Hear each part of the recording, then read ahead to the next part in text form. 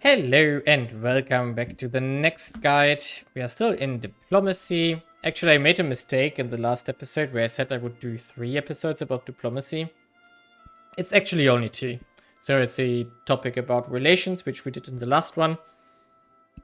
And this episode about subject types.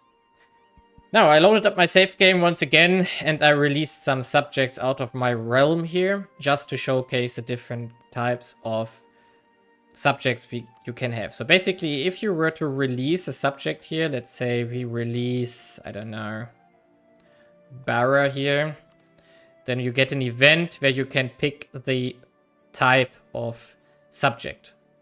So for example, you could get an Appanage, you can get a Feudatory, you can get a Division, or you get a Vassal State. Yeah, so basically standard way would be a Vassal State, but you could also pick, for example, Division or Feudatory. They all have some kind of different mechanics. Appanages, for example, would end up in a personal union, for example, later on, but let's pick a Vassal State for this one here. Now, I created multiple subjects here now in this realm here, as we can see here, and we can see them also here in the list. And also we can see them, of course, here in our list as these ones here with the different names. So Vassal State, Appanage. This one is also Vassal. Baluchistan is considered self-governing part. But basically they are all Vassal States, but they have different name types or types basically. So Baluchistan here is, for example, a division. Now what does it mean? The simplest version is you can hover over it here. And you see a tooltip with the different kind of interactions you can have with these kind of vessel types.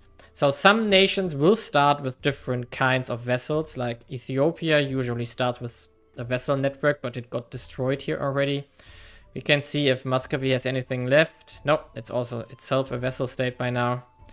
So I think most of the initial vassalization things is done. Now, France still has a feudatory bar left.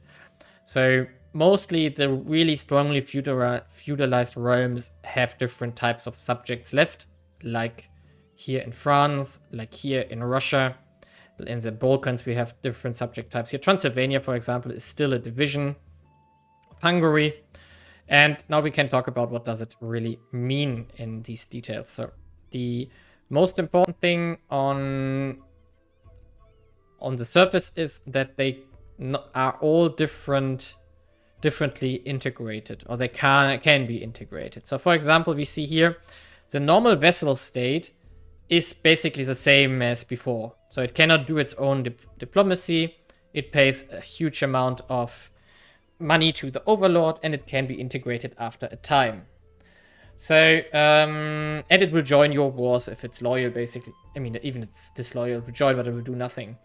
The other subject types, Appanage, Feudatories, and Divisions, are different in this regard. So the Appanage, as we said, that would end up in a personal union if its line dies out, basically. As the male line dies out, so there are chances when the king dies that it basically reverts back to the crown, and therefore becomes a personal union afterwards. The Feudatories are basically weaker usual vassals. They have less payments they have to do, but you can call them to war with an event, which costs you Liberty Desire. And divisions are basically the worst you can have. They even turn rebellious if the Liberty Desire is quite high. Then they will do nothing, and they will even rebel against you. And the integrations, as we can see here, are depending on reforms. Now, for example, the Appanage requires federalism and regional militias. So let's check it out. So that's basically regionalism here, which needs a little bit of absolutism. And that's all, plus the regional militias here, which needs you to be on volunteers and extended levies. So that's like the first reforms out of feudalism, basically where we are currently. And then you can integrate these kind of feudal realms. If you have something like a feudatory or an appanage that's easily to integrate, or it gets turned into a personal union in case of the appanage. The divisions are a big problem. They are basically a realm in your realm and extremely independent. So you can just attack them directly if you really want to get rid of them, or you really have to do a lot of reforms. You need devolved unitary and regional garrisons, which means that if we look at the things here, so you want to have regional garrisons here, for which you need hybrid military and enlistment already. So you really have to switch to state recruitment away from feudalistic recruitments, and devolved unitary. So you need a lot of state reach and reforms on your tax collection to even be able to integrate them. For example, in my case here, I would still need to do more military reforms here, for which I would need another. And 2 military idea groups are enough actually, so I have 2. So, but I would need to do these 2 military reforms to enable this. But I, for example, couldn't do this reform here right now because I'm still lacking formal structure in my government reforms. So that's quite a very far away. We are already in 1600s. You can be faster than I am, for example, but I don't have divisions. I just released them on my own. But for example, as Hungary, you will have problems integrating Transylvania if you don't want to immediately attack them at some point to get around the subject type, basically. Else they will be just a realm in your realm. These subjects pay different amounts of vassal income to you. So basically here the feudatories pay 50% of the normal value, and the divisions pay only 20% of the normal value. So basically, Appanages and Feudatories pay half of what the normal vassal would pay, and the divisions pay a fifth of that, which is really not a lot. So that's the problem of these subject types, despite being different to integrate. Now, if we check, for example, one of our long-term vassals here in this campaign, Osmogan here, if you go over here, you see they have 1466 dip to integrate. That's, of course, scaling with the development they have. So that's, of course, high here, but basically that's the problem. Now, if we were to... This is the normal vessel here. If we hover over a normal vessel, you can see here that it has a kind of integration speed, which is not yet initialized, so we would need to wait a bit. So until this all works out. But basically you have an integration speed. It's minimum 10 years if it's a very small country compared to your main country. It's very slow if it has different government types, if it has different high development, different religions, and so on, and different cultures. But basically you will always be forced into a certain period of time until you can integrate it. Okay, so we have to wait for a year until this works. Then we can show you the vassalization integration speed.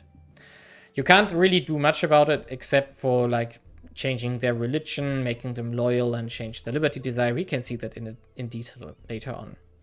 There will also be different personal union types in this mod, which are mostly caused by event. For example, the Hungary-Croatia thing here, they have a permanent junior partner, but it's limited of its way how it works. So you can't call in Croatia to war because they have a separate pact with Hungary that their crown is governed by Hungary to a certain degree, but they are not called into wars. You have to agree on this pact early on in the mod if you want to keep it going or not. But for example, this personal union is not integratable as is currently.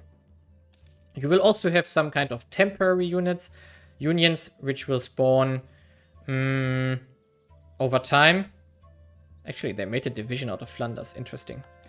So basically, there are events around Hungary where Hungary can become a personal union, which will be then a temporary one because it's agreed for only one term, basically for one king. Also, you have the personal union here between Lithuania and Poland, which starts as a kind of unstable personal union and then later on turns into a division here. And then at some point you can make the Polish-Lithuanian Commonwealth. So that's basically event-driven how this all develops. And yeah, so basically you have differences in this. There are also the personal unions here in the Scandinavian bits, which are noteworthy because they are relatively stable. You only have events, especially for the Swedish personal unions, which are driving you against Denmark. In this case, Denmark conquered everything, disregarding the personal unions, so they really formed Scandinavia the forceful way. And you also have these kind of subject types here between England and France in the 100 Years' Wars, which has ended here in this thing already a long time ago, but it's a mess. Basically, playing with the subject types that we have around. Now, 1 year has passed. We should be able to see the progress here now. Yeah, here we are. So as we can see here now, the values are established. The relative speed of development is 3.6 development points per year. So at the current speed, the integration will be finished in 15 years because we integrated then all the development they have. If they increase the development, it will take longer. And this speed depends on the subject type. So the other subject type like divisions or so on are slower, or personal units are slower. The government differences, for example, if you try to vassalize a republic, you will have a minus 50% speed for the integration because they are different. If you have more diplomats, then this makes it faster. And then there are other modifiers like the liberty desire of that subject. If it's low, it's faster. If they like you, it's faster. If they don't like you, it's slower. You have the factor of diplomatic annexation costs, which is basically something you can improve by ideas and so on. And then you have some integration acts, which are basically decisions here. We already have them here. The Vassal Integration Act, which gives you a diplomatic relation and also makes them 10% faster to be integrated. And we also have the One Currency Act, which we can enforce on our subjects here, which also makes the integration faster. Therefore, this one is a decent realm with 70 development. Takes only 15 years because we are relatively big with 2,800 development. But if you are playing in the early game, where the development numbers are not that high yet, you will of course have relatively long integration times. So you have to keep an eye on how you want to integrate and if it's realistic. The worst example you can run into, for example, is the Teutonic Knights here, which have these subject types over here in the Baltics with the other order, Knights Order here. I forgot the name. It's no longer existing here. Yeah. So basically, these are very slow to integrate. You really are not supposed to integrate the monastic orders in any way if you vassalize them. Just conquer it, for example, as Poland. Yeah, and that's basically the vassal type. So keep an eye out for it. You really want to rather work with the usual vassal types.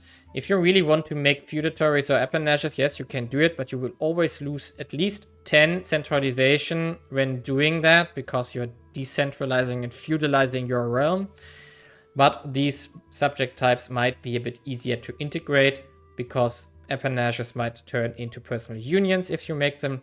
Feudatories similarly, basically. So yeah, feudatories have also some events tied to it, but appanages will always turn into a personal union if you are lucky, basically. And personal unions can have a chance to be integrated for free if they are very small. For example, Bohemia starts with a lot of small feudatories and personal unions which get inherited over time. So, for example, it got rid of all its subjects here. At the start, it has like 8 or 9 subjects. And that's it for the subject types of the MEIOU and Texas mod, basically. I can only give one recommendation: avoid divisions at all costs. For example, the Mamluks start with the divisions over Damascus and Damascus with Al-Quds, so that's a subject in a subject in a subject, basically. And Ramazan is also a division here. You will pay a lot of... It will take a long time to be able to integrate them. So it's really a question if you want to keep them or if you maybe want to release them. For example, Mamluks here have now 3 rebellious divisions here because I really don't like the Mamluks as an overlord. And combined, they are more powerful than the Mamluks itself, so they start to rebel and maybe even declare independence wars later on, and Mamluks probably are not in a position to integrate them. So be careful about this and make sure you know what you're doing with divisions, basically. Yeah, that's it in regards to diplomacy. It's not really that different to the usual thing. You can vassalize, diplo-vassalize as usual. You can make alliances and everything in that regard. The only major impact, as we mentioned in the episode before, is that it has an impact on trade. Like if you have 2 negative relations, you won't trade with a nation. If you have positive relations, they will prefer you in trade. So that's something you should consider before you antagonize someone you maybe need for your ship industry, for example, or where you get your raw materials, for example. So keep that in mind before you do stuff. And yeah, that's it for the diplomacy and the subject types. The next episodes, that might take a bit because I have to work now again in the week. I want to talk about religion and the religious wars that can happen, like in Europe.